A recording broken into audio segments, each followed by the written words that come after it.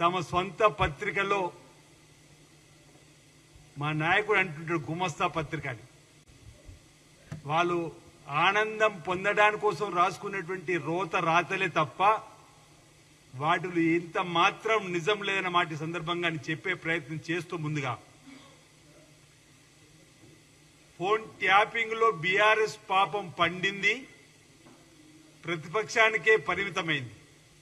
లోకసభ ఎన్నికలకు వచ్చే వరకు జీరోకే పరిమితమైన వాళ్ళ తీరులో మార్పు కనిపించడం లేదు.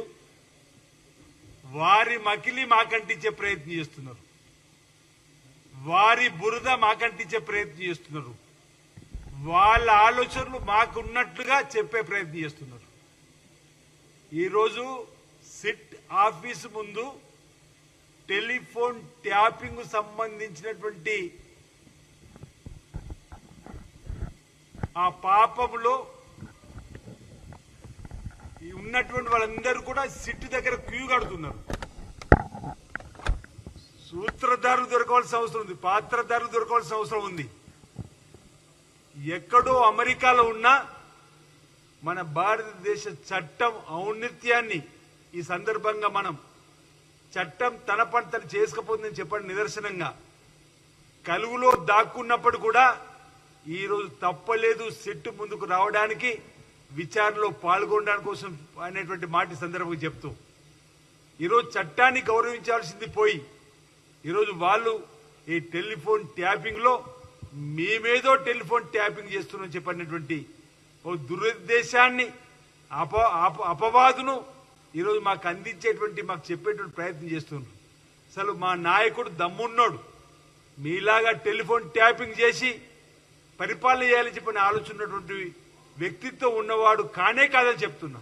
మా కాంగ్రెస్ పార్టీలో అంతర్గత ప్రజాస్వామ్యం కూడా కాస్త ఎక్కువ, మీలాగా నియంతృత్వ పోకలు మా పార్టీలో లేవు. ఈరోజు అందరికీ అన్ని అవకాశాలు ఇస్తూ ఎవరి గౌరవాన్ని వారికి ఇచ్చి ఈరోజు పరిపాలన సాగిస్తూ ముందుకు పోతున్నటువంటి తీరుతెన్నులు ఈరోజు మా కాంగ్రెస్ పార్టీ ఆధ్వర్యంలో గౌరవ ముఖ్యమంత్రి రేవంత్ రెడ్డి గారి నాయకత్వంలో జరుగుతూ ఉంటే ఈరోజు మా ప్రతిపక్ష నేత రాహుల్ గాంధీ గారు ఇచ్చినటువంటి నైతిక విలువలు తీసుకొని మేము ముందుకు పోతుంటే ఈ విధంగా తప్పుడు ఆరోపణలు ఏవైతే చేస్తున్నారో ఇది సరైనది కాదన్న మాట సందర్భంగా చెప్తూ అసలు వెన్నుపోటు రాజకీయాలు మేము చేయనే చేయం. ఈ అంశం ఈరోజు తెలంగాణలో ఉన్నటువంటి ప్రజానికానికి కూడా తెలుసు. కాంగ్రెస్ ప్రభుత్వం అంటే పేదల ప్రభుత్వం, కాంగ్రెస్ ప్రభుత్వం అంటే ప్రజాపాలన అందించేటువంటి ప్రభుత్వం, కాంగ్రెస్ ప్రభుత్వం అంటే ప్రజాస్వామ్యాన్ని రక్షించేటువంటి ప్రభుత్వంగా ఈరోజు ఈ పేద ప్రభుత్వం ఇందిరమ్మ రాజ్యాన్ని చూస్తూ ఉంటే ప్రజా బాహుళ్యంలోకి కాంగ్రెస్ పార్టీ వెళ్తా ఉంటే పేద ప్రజల గుండెల్లో చెరగని ముద్ర వేసుకుంటూ ఒక్కొక్క కార్యక్రమాన్ని అమలు చేసుకుంటూ ముందుకు పోతా ఉంటే ఈరోజు ఓర్వలేక విష ప్రచారం చేస్తున్నటువంటి ఈ బీఆర్ఎస్ పార్టీని ఈరోజు ప్రజలు ఇప్పటికే తగిన రీతిలో బుద్ధి చెప్పినారు. రేపు స్థానిక సంస్థల ఎన్నికల్లో కూడా బుద్ధి చెప్పేటువంటి కార్యక్రమం చేస్తున్నారని చెప్పిన మాట సందర్భంగా నేను తెలియజేస్తూ మా ముఖ్యమంత్రి రేవంత్ రెడ్డి గారు పీస్ అధ్యక్షుడిగా ఉన్నప్పుడు చూసిర్రు ఆయన ధైర్యం కానీ కాంగ్రెస్ పార్టీ ఆలోచన ధోరణి కానీ ఆనాటి ముఖ్యమంత్రి యొక్క తీరు తెన్నుల్ని ప్రత్యక్షంగా ఎదుర్కొని ప్రజలను చైతన్యవంతులు చేసి మిమ్మల్ని ప్రతిపక్షానికి పరిమితం చేస్తే ఆ ప్రతిపక్ష పాత్ర కూడా సరిగా పోషించలేక ఫామ్ హౌస్ గా ఉన్నటువంటి మీరు, గెస్ట్ హౌస్ లకే పరిమితమైనటువంటి మీరు ఈరోజు కాంగ్రెస్ పార్టీని కాంగ్రెస్ పార్టీ ప్రభుత్వాన్ని విమర్శించడం సహేతుకం కాదన్నమాట సందర్భంగా తెలియజేస్తూ మీలాగా ట్యాపింగ్ చేసి రాజకీయాలు చేయాల్సిన అవసరం మా ముఖ్యమంత్రి గారికి లేనేలేదు. మాకు మా నాయకుల మీద విశ్వాసం ఉంది, నమ్మకం ఉంది. కాబట్టి ఈరోజు అందరికీ సమానంగా బాధ్యతలు నాయకత్వ బాధ్యతలు ఇచ్చి వారి ద్వారా ఈ ప్రభుత్వాన్ని మేము ముందుకు తీసుకుని పోయే ప్రయత్నం చేస్తున్న సందర్భాన్ని ఈరోజు మేము ప్రయత్నం చేస్తున్న అంశాన్ని చెప్పే ప్రయత్నం చేస్తూ మీరే రాసుకొని మీ పత్రికల్లో మీరే ఆనందపడడం తప్ప ఎవరు కూడా విశ్వసిస్తలేరు అనే మాట సందర్భంగా చెబుతూ ఈరోజు తెలంగాణ ప్రజలు కూడా ఎవరు ఏంటో కూడా తెలుసు, ఎవరు బతుకులు ఎలాంటివో కూడా తెలుసు. అందుకే ఈరోజు కాంగ్రెస్ ప్రభుత్వానికి ప్రజలు అవకాశం ఇచ్చిండ్రు. ఈ రోత రాతలు మానుకోకపోతే ప్రజలే మిమ్మల్ని తిప్పికొడతారన్నమాట సందర్భంగా నేను తెలియజేస్తూ ఇప్పటి వరకు ఈ టెలిఫోన్ ట్యాపింగ్లు ఇంతకుముందు చెప్పినట్టుగా ఇక సూత్రధారులు దొరికేటువంటి అవసరం ఉంది. అసలైన సూత్రధారులు దొరికేటువంటి సందర్భం ఈరోజు. ఇక నేను ఒక మాట అంటున్నా, టెలిఫోన్ ట్యాపింగ్ సంబంధించి భార్యాభర్తలు మాట్లాడుకున్న మాటలు విన్నట్టుగా, సినీ తారలు మాట్లాడుకున్న మాటలు విన్నట్టుగా, ఆఖరికి జడ్జీలు మాట్లాడుకున్న మాటలు కూడా ఫోన్ ట్యాపింగ్ ద్వారా చేసి తమ సొంతింటి వారిని కూడా వదిలిపెట్టలేని బీఆర్ఎస్ ప్రభుత్వం. మీ మంటల మీ మాట కవిత ఇప్పుడు ఎమ్మెల్సీ గారు కూడా మా ఫోన్ కూడా ట్యాపింగ్ అన్నట్టు జరిగింది అనేటువంటి మాట అంటుంటే ఇక మీరు ఎవరిని విశ్వసిస్తారని చెప్పని అంటున్నా. మీరు ఎవరిని విశ్వసిస్తారని చెప్పంటున్నా. సొంత కుటుంబంలో ఉన్నటువంటి వారినే మీరు ఈరోజు విడిచిపెట్టకుండా టెలిఫోన్ ట్యాపింగ్ చేసిన మీరా మాకు నీతులు చెప్పేది అంటున్నా. మీరా మీ మకిలి మాకు కంటించేది అంటున్నా. ఈరోజు బురద మీకంటింది, ఆ బురదను మాకంటించే ప్రయత్నం చేస్తున్నారు. మేము ఎన్నటికీ కూడా ట్యాపింగ్ లో పోయేది లేదు. నిన్నటి రోజు మా ముఖ్యమంత్రి రేవంత్ రెడ్డి గారు కూడా చెప్పిండు, ఆ టెలిఫోన్ ట్యాపింగ్ వల్ల దిగజారిపోయి కింద పడ్డటువంటి మీ నైజాన్ని కూడా చెప్పిన సందర్భాన్ని ఈ సందర్భంగా మీకు గుర్తు చేస్తూ, ఈరోజు మీ దొంగ బుద్ధులు మాకు అసలే లేవు, మాకు అసలే అక్కర్లేదన్న మాట ఈ సందర్భం చెప్తూ, మాకు అగత్యం పట్టలేదు, టెలిఫోన్ ట్యాపింగ్ చేయవలసినటువంటి అవసరం లేదన్న మాట కూడా ఈ సందర్భంగా నేను తెలియజేస్తూ, ఇంతకుముందు నేను అన్నా మా ముఖ్యమంత్రి గారు దమ్మున్నోడు అని చెప్పని, ఎవరైనా ప్రత్యక్షంగా ఎదుర్కొంటాడని చెప్పని. ఈరోజు ఆ విధంగా రాజకీయం చేయాలి తప్ప దొంగచాటుగా ఈరోజు ఒకరి మాటలు విని దానికి అనుగుణంగా రాజకీయాలు చేసినటువంటి అవసరం మాకు లేదన్నమాట సందర్భంగా నేను తెలియజేస్తూ, రాబో రోజుల్లో ఈ బీఆర్ఎస్ పార్టీకి ఒక భయం పట్టుకున్నది. నిధులు నీళ్లు నియామకాలు చెప్పి అధికారంలోకి వచ్చి, తెలంగాణ వాదం సెంటిమెంట్ తో అధికారంలోకి వచ్చి, ఈరోజు ఆ తెలంగాణ పదంనే వాళ్ళ పార్టీ నుంచి తీసేసుకున్న రోజే, తెలంగాణ రాష్ట్ర సమితి భారతీయ రాష్ట్ర సమితిగా మారిన రోజే తెలంగాణ ప్రాంత ప్రజలతో పేగు బంధాన్ని తెంచుకొని తెలంగాణ ప్రాంత ప్రజల గుండెల్లోంచి వాళ్లకు వాళ్ళు వైదొలిగిపోయి ఈరోజు పేద ప్రజల్లో కాంగ్రెస్ పార్టీ ఇందిరమ్మ రాజ్యం రేవంత్ రెడ్డి గారు ముఖ్యమంత్రి సర్కార్ ముందుకు పోతుంది. ఆ గుండెల్లో ఉంటున్న సందర్భంలో ఈరోజు చేసేటువంటి దుర్మార్గమైనటువంటి ప్రచారంగానే భావించాలి తప్ప మరొకటి కాదని, నిన్న 200 కోట్ల జీరో టికెట్ ప్రయాణాలు జరిగి 6,680 కోట్ల రూపాయలు ప్రభుత్వం ఆడతల్లు ప్రయాణాలకు ఆర్టీసీకి చెల్లించిన సందర్భంలో సంబరాలు జరుపుతూ కూడా జీర్ణించుకోలేకపోతే ఎలా అంటున్నా. ఆనాడు ఆర్టీసీ బస్సులు ఆడతల్ల ఉచిత ప్రయాణం అంటే ఈరోజు ఆడతల్లులపైన అనుచిత వ్యాఖ్యలు, ప్రభుత్వంపైన అనుచిత వ్యాఖ్యలు. ఈరోజు రైతు రుణమాఫీ 25,25,000 మందికి చేస్తే మీ హయాంలో పావులా ఈరోజు మేము 1 టోకెన్ లో 2 లక్షల రుణమాఫీ చేసి 9 రోజుల్లో 9,000 కోట్ల రైతు భరోసాను ఇచ్చేటువంటి సందర్భం చేసి, ఈరోజు గృహజ్యోతి 200 యూనిట్లు ఉచిత కరెంట్ అందజేసి, అసలు మీ హయాంలో 10 ఏళ్లలో 10 రేషన్ కార్డులు ఇవ్వలేరు మీరు. 2014 తర్వాత పెళ్లి కాబట్టి కోడలుగా ఇంట్లో అడుగు పెడితే ఆ కోడలు పేరు కూడా చేర్చలేని మీరు రేషన్ కార్డులో 10 ఏళ్లుగా కళ్ళు కాయలు కాచే ఎదురు చూస్తున్నారు. ఈరోజు మన్నున రూపంలో వచ్చి 5వ తరగతి 4వ తరగతి చదువుతున్న వారి పేరు కూడా మీరు చేర్చకపోతే ఈరోజు మీరు రేషన్ కార్డులో వాళ్ళ పేరు చేర్చి రేషన్ కార్డు పండుగ జరుపుకుంటే దాన్ని కూడా తప్పు విధంగా బీఆర్ఎస్ మాట్లాడే మాటలు. ఈరోజు ఇందిరామీన్లు డబుల్ బెడ్రూమ్ ఆశ చూపించి మీరు అధికారంలోకి వచ్చి 10 ఏళ్లలో ఏ ఒక్క గ్రామంలో కూడా ఒక డబుల్ బెడ్రూమ్ ఇవ్వని సందర్భం మీదైతే ఈరోజు నియోజకవర్గానికి 3,000 ఇల్లు ఇచ్చి ఈరోజు సన్న బియ్యం ఆలోచన లేదు మీకు. ఈరోజు దేశంలో ఏ రాష్ట్రంలో ఇవ్వని సన్న బియ్యం ఈ రాష్ట్రంలో ఇస్తా ఉంటే ఈరోజు ఈ విధంగా పేదలకు ఉపయోగపడే కార్యక్రమాలు. ఆ రోజు తెలంగాణ వచ్చిన రోజు 78,000 కోట్లు అప్పు అనుకుంటా, సుమారు సంవత్సరానికి 6,000 కోట్ల వడ్డీ కట్టుకునే పరిస్థితి, 16,000 కోట్ల నిల్వ. కేసీఆర్ అనేక సందర్భాలు ఉన్నాడు మన ధనిక రాష్ట్రం అని, కానీ ఈరోజు అప్పుల రాష్ట్రం చేసిపోతే 8 లక్షల కోట్ల అప్పుకు ఆనాడు ఏటా 6,000 కోట్లు కట్టే వడ్డీ రోజు నెలకు 6,000 కోట్లు కట్టే పరిస్థితి ఉన్నా ఈరోజు పాత ప్రభుత్వం ఉన్న ఏ స్కీమ్ రద్దు చేయకుండా కొత్తగా ఇన్ని స్కీములు రన్ చేసుకుంటూ ముందుకు పోతున్న ఈ ప్రభుత్వాన్ని అభినందించాల్సింది పోయి, అసెంబ్లీ నడిస్తే ప్రతిపక్ష నాయకుడు రాడు, అసెంబ్లీ నడుస్తూ ఉంటే ఇచ్చిన సమయాన్ని ఈ ప్రభుత్వాన్ని శాపనార్థాలు పెట్టడానికి కోసం చేసే ప్రయత్నం తప్ప ఈ ఒక్క సూచన చేయని సందర్భం లేదు.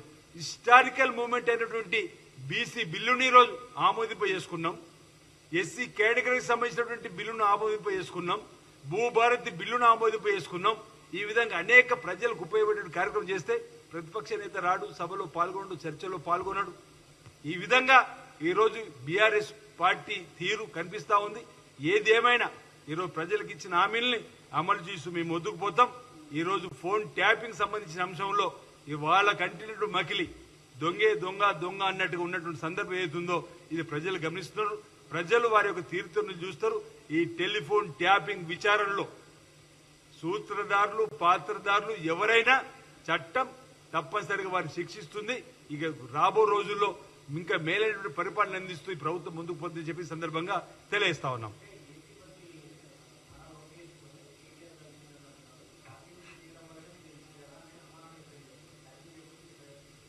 ఇప్పుడు మా గౌరవ ముఖ్యమంత్రి రేవంత్ రెడ్డి గారు అన్న మాటలను వారు నేరుగా సమానం చెప్పే ప్రయత్నం చేయకుండా నేను కలవలేను, అవు కలిసి తప్పైందనే ఎదురుదాడి మాటలు మేమేమంటున్నాం. మా గౌరవ ముఖ్యమంత్రి రేవంత్ రెడ్డి గారు ఆ ముఖ్యమంత్రి చంద్రబాబు నాయుడు పగటి పూట ప్రజల మధ్య, ప్రజాప్రతినిధుల మధ్య కెమెరాల ముందే కలిసిండ్రు.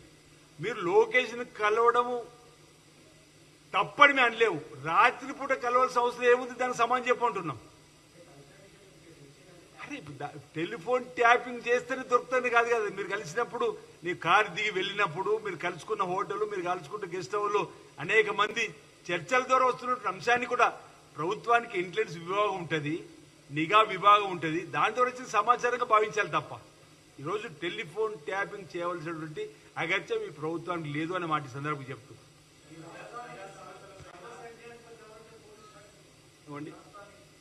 ఏమండి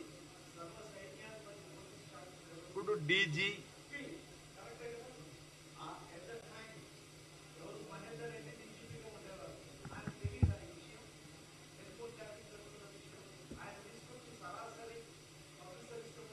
అంటే ఇప్పుడు ఇక్కడ ఒకవేళ వారిది తప్పని తేలితే కూడా చట్టం తన పని తను చేసుకొని పోతుంది. వారికి ఉన్నటువంటి అనుభవాన్ని తీసుకొని వచ్చి అక్కడ పదవి రావడం, ఇప్పుడు అది రాజకీయ పదవి కాదు. ఈరోజు వారికి ఉన్నటువంటి అనుభవానికి అనుకూలంగా ప్రభుత్వం తీసుకున్న నిర్ణయంలో భాగంగా డీజీపీగా ఆయన హయాంలో ఒకవేళ జరిగి ఉంటే ఆయన దృష్టికి వచ్చుంటే ఆయన ఏం చేసిందని కూడా ఇప్పుడు చెప్తాడు. సిట్టు ముందు ఒకవేళ వారికి అవకాశం వస్తే వారు కూడా చెప్పడం కోసం ప్రయత్నం చేస్తారేమో.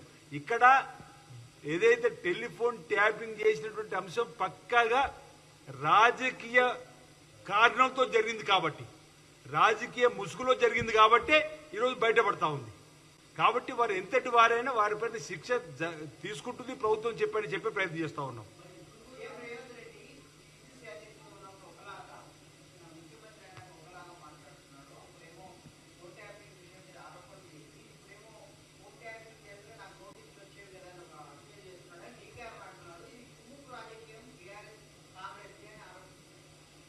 కుమ్ముకు రాజకీయం సవాలే లేదు.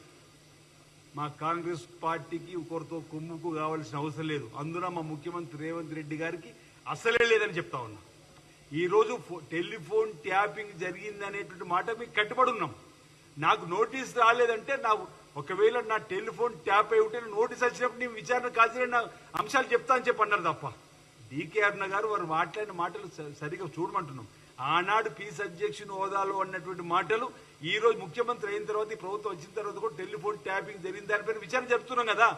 ఎక్కడో యుఎస్ఏలో దాక్కున్నటువంటి వ్యక్తిని కూడా విచారణకు రావాలని చెప్పని వచ్చేలా చేసినటువంటి ప్రభుత్వం ఇది. దానికి బాధ్యత మా ముఖ్యమంత్రి రేవంత్ రెడ్డి గారు.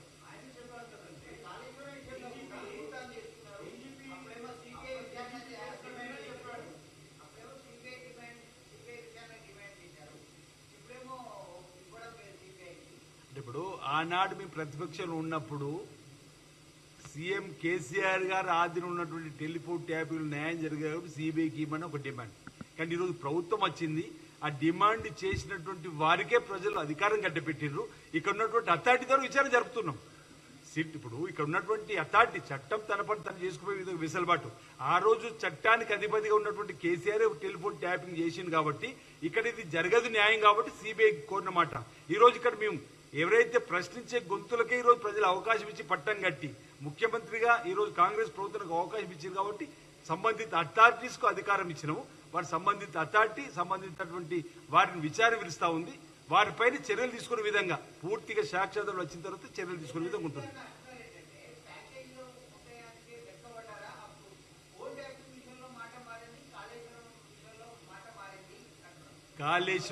కాళేశ్వరం పైన విచారణ జరుగుతుంది.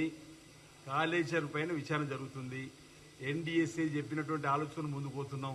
అందులో కూడా సూత్రధారులు పాత్రలు ఎవరైనా విడిచిపెట్టలే అంటున్నాం. ఇప్పుడు వాళ్ళకేవో అంత తొందర ఎందుకు మాకు అర్థమైంది. పాపం బీఆర్ఎస్ ప్రభుత్వంలో అర్ధరాత్రి మా నాయకుడు తలుపు చెక్క పగలగొట్టి ఎత్తుకపోయినట్టుగా వాళ్ళని ఎత్తుకొని పోవాలని చెప్పి అనుకుంటున్నారేమో.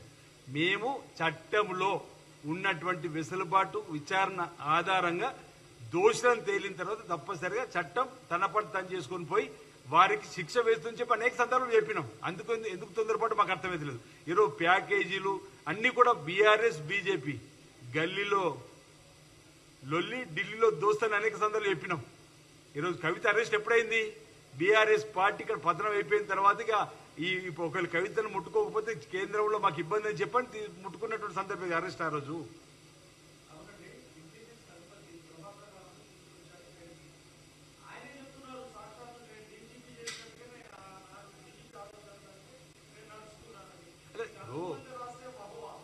ఇప్పుడు ప్రభాకర్ విమర్శగా కాదు, ఇక్కడ వాస్తవాలను వెలికి తీసే ప్రయత్నం సిట్ చేస్తా ఉంది.